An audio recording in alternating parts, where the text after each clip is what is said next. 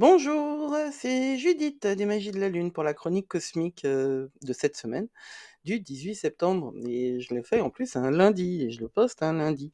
Alors qu'est-ce qu'elle va nous réserver cette semaine du 18 septembre en termes d'énergie cosmique et astrologique? La première des choses à repérer, c'est le temps, le moment où on est dans le cycle lunaire. Vraiment, quand on commence à utiliser l'astrologie, pas uniquement comme truc avec lequel on rigole à la machine à café, mais comme une espèce d'information que l'on prend et qu'on va comparer avec ce que l'on ressent. Moi, ce que je propose, c'est créer ce dialogue entre les énergies cosmiques qui sont de toute façon autour de vous et vous. Ce qu'évidemment, à l'astrologie, on peut opposer un certain nombre de réalités. Hein. Par exemple, je ne ressens pas mon signe solaire, ou de toute façon c'est n'importe quoi, il m'arrive jamais ce qui est écrit dans les horoscopes, etc., etc. C'est vrai, hein. Globalement c'est vrai. On ressemble rarement à son signe, réellement complètement à son signe solaire. Et ce qui est vrai pour une partie de la population n'est pas vrai pour tout le monde. Pourquoi? Eh bien parce que certaines personnes travaillent l'astrologie et donc ressentent les énergies d'une manière plus subtile. Certaines personnes sont déjà câblées pour ça, à l'origine, et d'autres sont câblées autrement, parce que peut-être que dans leur parcours de vie, il faut justement dégager cette gangue de matérialisme pour aller sur autre chose, un autre type de guidance. Les chroniques cosmiques, elles sont toujours bonnes à écouter. Que vous vous reconnaissiez dedans ou pas, que le jargon astrologique vous gonfle ou pas. C'est comme prendre connaissance de ce qui se passe dans des endroits où vous n'allez pas. C'est pas parce que vous n'irez jamais en Libye, par exemple, que vous ne pouvez pas savoir qu'ils sont dans une situation catastrophique. Je propose à cette société de quitter ce système, de ne regarder que le petit bout de la lorgnette et puis ce qui correspond à nous, hein, et d'être dans une dimension plus inclusive de tout. Et c'est la même chose pour les guidances astrologiques. Alors, qu'est-ce qui se passe? Donc la première des choses, c'est de voir où on en est dans le cycle lunaire. Eh bien, nous avons eu la nouvelle lune le 15, et nous aurons donc la pleine lune le 29, parce qu'il y a 14 jours entre les deux, enfin voilà. Entre-temps, il y a le premier quartier. C'est un moment, je parle souvent de ces moments d'équilibre, et ce premier quartier a en plus comme caractéristique d'arriver au moment de l'équinoxe d'automne. C'est-à-dire que l'équinoxe, c'est aussi un moment d'équilibre, le jour et la nuit auront le même temps, et nous nous dirigeons tranquillement vers le solstice d'hiver, qui est le moment où la nuit sera la plus longue. Donc, pour les gens comme moi qui aiment pas l'été ni le printemps, c'est le début de la libération. Pour d'autres qui ont besoin d'une énergie bien plus dynamique, parce que peut-être manque-t-il de feu en eux, euh, eh bien, c'est un moment peut-être un petit peu plus lourd, ou peut-être propice à la nostalgie, puisque justement l'été se termine et avec l'équinoxe arrive aussi le temps de la balance, comme par hasard. C'est-à-dire que nous arrivons encore dans une nécessité d'équilibre. Et on va insister sur cette nécessité d'équilibre cette semaine, parce que il y a quelques angles qui peuvent poser des questions, qui peuvent poser des interrogations sur vous-même et sur ce que vous faites. Alors nous avons vécu un printemps des ombres, nous avons vécu un été des ombres, et nous allons vivre un automne des ombres, parce que nous avons tellement de planètes rétrogrades en ce moment qu'il faut bien en prendre, comment dire, conscience, et intégrer les leçons de ça. Je sais pas comment vous avez vécu, vous, la fin de Mercure rétrograde, mais moi, personnellement, en ce qui me concerne, ça a été un enfer technologique, véritablement. C'est pas parce que, c'est vraiment pas parce qu'on est, comment dire, astrologue, coach, etc., qu'on survole tout ça et qu'on n'est pas touché par les événements. Très honnêtement, je suis un excellent coach euh, pour les autres. Pour moi, c'est tellement plus compliqué. Mais j'ai véritablement une vie extrêmement compliquée. Et plus les jours avancent, et plus je me rends compte de ça. Et c'est peut-être pour ça que je suis une excellente coach. C'est parce que j'ai tellement appris, de manière forte, que voilà, et j'ai tellement travaillé aussi. N'imaginez donc pas que ceux qui vous guident doivent être eux-mêmes au top de leur capacité. Si vous rencontrez quelqu'un que vous avez envie de suivre, hein, parce que émane de cette personne euh, une lumière, etc., c'est plus un leader spirituel, genre gourou, que vous suivez. Hein. Pour avancer sur vous-même, pour travailler avec vous-même, il vaut mieux être prêt à faire un vrai travail qui n'est pas tous les jours facile et qui n'est pas surtout pas établi dans une réussite apparente et extérieure. Alors je suis pas du tout en train de me dédouaner moi, je suis en train de travailler comme une forcenée sur le nouveau site des Magies de la Lune que je vous invite à aller visiter, lesmagiesdelalune.com. Vous pouvez vous inscrire à la newsletter, enfin au mail magique, et vous pouvez vous inscrire aussi à une offre qui va pas tarder à être active sur la connaissance justement de votre signe lunaire. Je suis très en retard.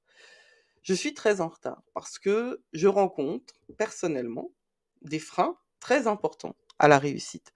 Mais rencontrer ces freins que je pensais avoir dégagés, c'est aller sur une couche supplémentaire dans l'analyse et d'un thème et de la situation énergétique de quelqu'un, c'est avoir encore plus de profondeur. Et si moi, je me pose en quelqu'un qui peut justement tenir une torche pour aider à explorer les ombres, si je me pose en coach qui travaille sur l'idée du komorebi, c'est-à-dire l'idée de la lumière qui filtre à travers les feuilles, c'est justement parce que je peux pas vous balancer une réussite fulgurante alors que je suis dans une réussite réelle, hein, aussi bien personnellement que professionnellement aussi. Mais c'est pas ça que j'ai envie de montrer, parce que c'est pas ça le process, parce que c'est pas ça la vérité. La vérité, c'est le travail. Hein. La vérité, c'est se remettre à chaque fois qu'on tombe. Hein.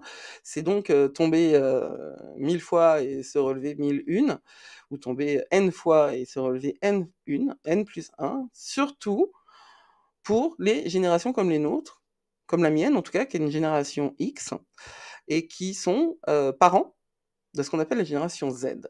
La génération Z, c'est ceux qui vont porter la transformation. Ce sont des gamins qui sont intéressés par l'astrologie, qui n'ont pas de hier par rapport au monde invisible et aux énergies subtiles, mais par contre, ils sont, pour ceux dont les parents ne sont pas complètement alertés, ils sont entièrement abreuvés de TikTok, qui est un outil de destruction massive de cerveau. Alors, c'est peut-être un préambule un peu long, je mettrai peut-être un timecode pour que ceux que mes...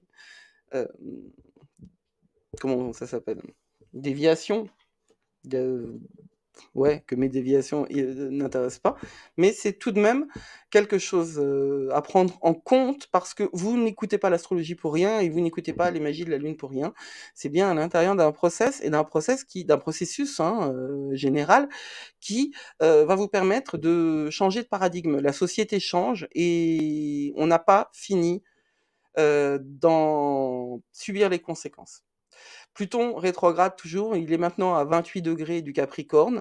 Tant que Pluton sera dans ces derniers degrés du Capricorne, ce que vous voyez à l'extérieur en termes de euh, d'élitement des structures, de délitement de la confiance dans la structure, vous continuerez à le voir. Et comme nous sommes une génération qui est très orientée sur Pluton, justement, euh, eh bien, c'est fort compliqué pour nous à, à gérer et à intégrer. La, nous avons cru, hein, en termes de génération, nous avons cru à un effort, une réalité, une amélioration dans le commun. Et nous nous rendons compte que nous avons été les proies de qui n'avait pas du tout cet esprit communautaire à l'esprit. Enfin, en tête, quoi. Alors, qu'est-ce qui va se passer durant cette semaine du 18 au je sais pas compter moi, du 18 au 24. Ah bah oui, je sais pas compter. Alors le 24 septembre, mon aîné est majeur, donc moi je suis un petit peu comme deux ronds de flanc parce que le temps passe trop vite. Et puis bon, bah elle est autiste aussi, donc majeure elle ne l'est pas réellement.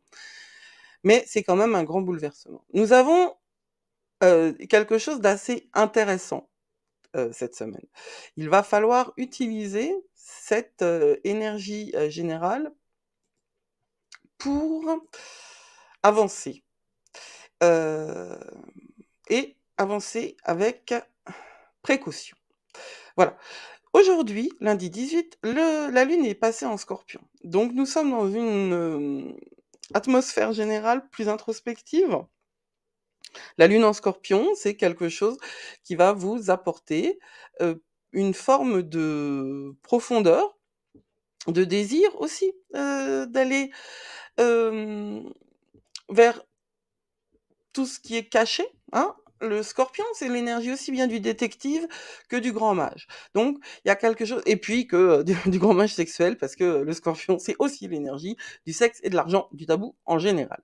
Donc, c'est un moment où vous pouvez, si vous avez euh, un tarot à portée de main, l'utiliser pour explorer les profondeurs de votre âme. C'est vraiment ça dont il est question.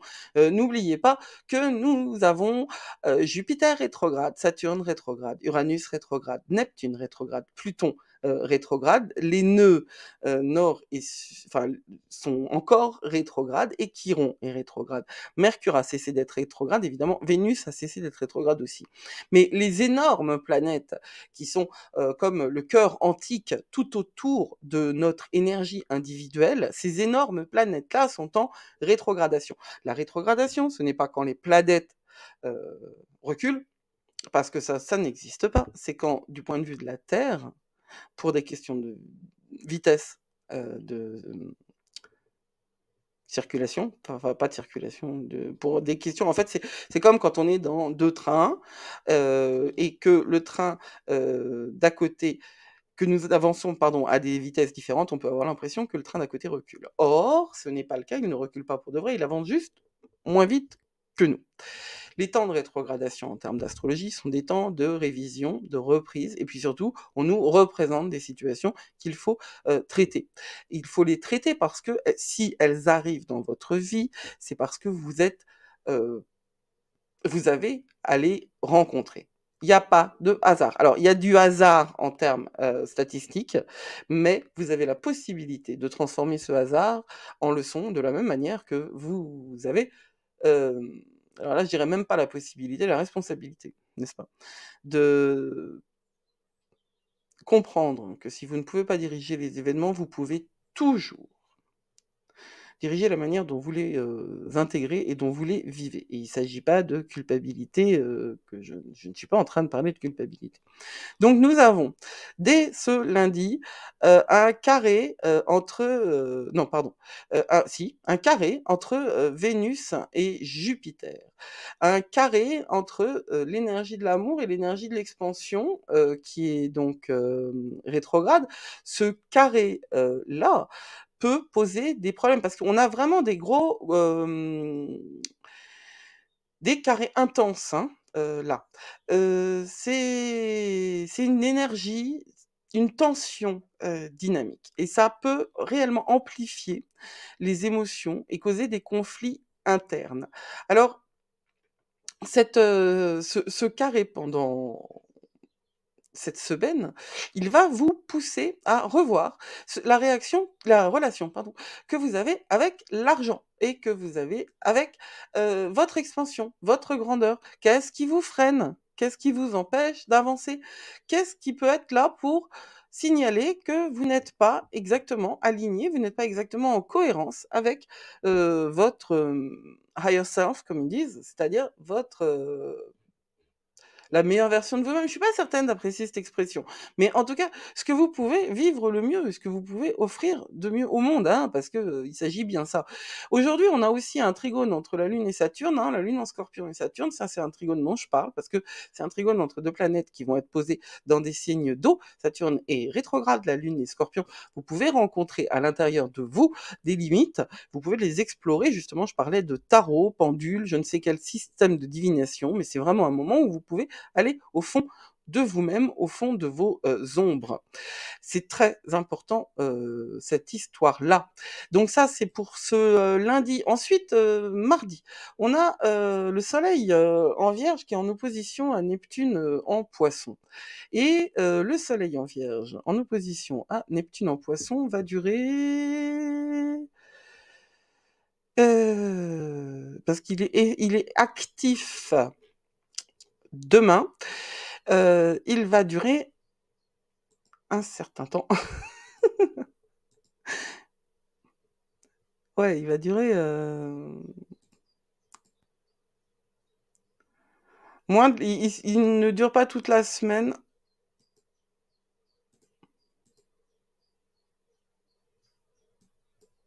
Bah si, quand même. Il dure jusqu'au 25. Alors, l'opposition du Soleil en Vierge, parce qu'on est encore à la limite, on est dans les tout derniers décans de la Vierge, avec Neptune en Poisson. Alors faites attention à ce que vous entendez pendant cette période, à ce que vous écoutez, à ce à quoi vous portez attention. Attention, c'est un temps de rumeurs, c'est un temps où les choses vont très très vite avant d'être vérifiées. On peut voir quel est le rapport à Mercure. Parce que c'est vraiment un temps où on peut voir s'enflammer des rumeurs sur Internet qui prennent valeur de vérité et après c'est super difficile en fait de décoincer. Mercure est à 13 degrés de la Vierge, mais oui, non, je suis pas au bon endroit. Oui, c'est un temps où on peut vraiment voir s'enflammer des rumeurs qui vont avoir valeur de vérité et qui, eh bien, ne nous apportent aucun intérêt. On a, d'autant qu'on a Mercure qui est en trigone avec Jupiter, Mercure en Vierge, trigone avec Jupiter en... Mais non, mais...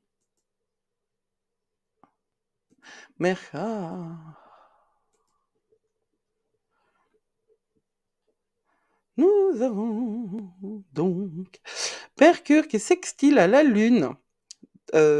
En plus de cette opposition du Soleil à Pluton. Mercure sextile à la Lune en Scorpion, parce que demain la Lune elle est encore en Scorpion. Donc vraiment, ça peut prendre des proportions terribles. Et il y a tout de même ce trigone avec Saturne rétrograde. Faites attention. D'ailleurs, demain, on a un grand trigone en Terre. Ça peut installer, figer des choses qui sont fausses. Attention à ce que vous entendez et attention à ce que vous diffusez. Ça va durer un certain temps, donc c'est une semaine, cette affaire. Le 20, le Soleil en Vierge, il est aussi trigone à Pluton en Capricorne. Alors, ça, c'est un bon un bon aspect, le trigone, parce que entre Pluton en Capricorne et le Soleil en Vierge, on peut, grâce, ces deux signes de terre, hein, je vous ai dit, je vous ai dit qu'il y avait un trigone, grâce à cet aspect-là, qui est très puissant et qui nous lie aussi à Uranus en taureau. Le trigone, il est associé aussi à Uranus en taureau. Votre travail peut être reconnu, sauf que n'oubliez pas que Saturne est rétrograde, pardon, Pluton est rétrograde, mais de quoi je parle? Ouais, Pluton est rétrograde, et que l'aspect a aussi un lien, c'est l'autre coin, l'autre angle du grand trigone en Terre, c'est Uranus, qui est rétrograde aussi. Uranus, c'est la planète qui explose et qui met tout de travers. Donc, votre travail peut être reconnu, vraiment, c'est un aspect qu'on peut dire diligent, c'est un moment qui est très très efficace, hein, le 20. Si vous voulez demander une reconnaissance pour un travail qui a été totalement réalisé. Le Soleil qui est trigone pardon, à Pluton, hein, je vous ai dit que ce Soleil est trigone à Pluton, Il va vous permettre de travailler, et je l'ai déjà dit, votre lumière et votre ombre. C'est vraiment un moment idéal pour rejoindre un coaching ou pour rejoindre. Justement, vous pouvez aller sur ce site que je suis en train de monter. Il n'est pas complètement terminé, mais il vous donnera suffisamment d'informations. Et vous pourriez vous renseigner sur le coaching Komorebi parce que c'est quelque chose qui peut vous aider à regarder vos fantômes, à regarder vos ombres et à les traiter avec douceur et gentillesse pour pouvoir avancer dans votre vie. C'est un coaching qui est spécifique aux magies de la Lune, hein, et qui peut changer beaucoup de choses dans votre vie. Il y a aussi cette super...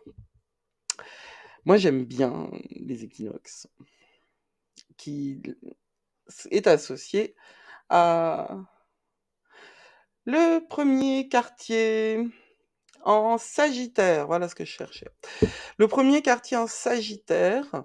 Donc, on a du feu qui arrive pour nous permettre d'équilibrer tout ça. La fonction d'équilibre, c'est un moment où on doit savoir ce qui nous retient à l'équilibre. C'est entre la gauche et la droite, bien sûr, parce qu'on visualise un équilibriste, un funambule. Mais l'équilibre, c'est aussi entre le passé et l'avenir. Sachant que, bon, le temps est une illusion. Mais l'expérience qu'on en a, c'est quand même une expérience linéaire. L'illusion du temps, elle est énergétique. C'est-à-dire que le temps en soi n'est pas linéaire, mais nous devons avoir cette expérience de la linéarité puisque notre corps est incarné. Ça, c'est une certitude, c'est comme ça que ça marche. Le soleil entre en balance le 22. Alors là, ça va vraiment, et c'est le 22 que nous avons cet équinoxe, et c'est le 22 que nous avons aussi le premier quartier. Alors, le soleil en balance, on va passer dans un moment de travail en commun. On va passer dans un moment de euh, prise en compte des autres comme dans une communauté. Le soleil en balance, c'est le désir que tout le monde soit en harmonie et travaille dans le même sens, dans la même direction. Il va falloir apprendre à équilibrer votre lumière et votre ombre, justement, pour être extrêmement ancré et ne pas perdre ni vos valeurs, ni des alliés, justement, dans ce chemin que vous prenez au quotidien pour grandir et pour avancer. Alors, c'est une semaine qui nous propose donc... c'est une semaine qui nous propose donc des... Oh, de l'ombre. Encore de l'ombre, de l'ombre, de l'ombre, mais c'est une ombre dont vous avez absolument besoin pour avancer et pour dépasser ce qui va vous gêner. Alors, je termine. Oui, je termine. Et le dimanche 24, voilà, il y a un angle dont je parle assez peu, quelqu'un quinconce, entre le Soleil et Saturne. Mais sachez quand même que justement, ce Saturne rétrograde et ce Soleil en balance vont peut-être, entre le 23 et le 26, mais c'est au plus fort le 24, vous empêcher, vous pouvez vous sentir empêché. C'est-à-dire que au moment où on cherche le plus d'équilibre, vous allez vous sentir déséquilibré et tendu entre ce que vous devez et ce que vous voulez faire. Alors attention à cette frustration-là. C'est vraiment important et c'est pour ça que je termine là-dessus. C'est important de travailler votre souplesse et votre adaptabilité. C'est important que votre esprit soit ouvert pour que vous puissiez vous ajuster, hein, au niveau de vos responsabilités par rapport à ce que vous pouvez réellement réaliser.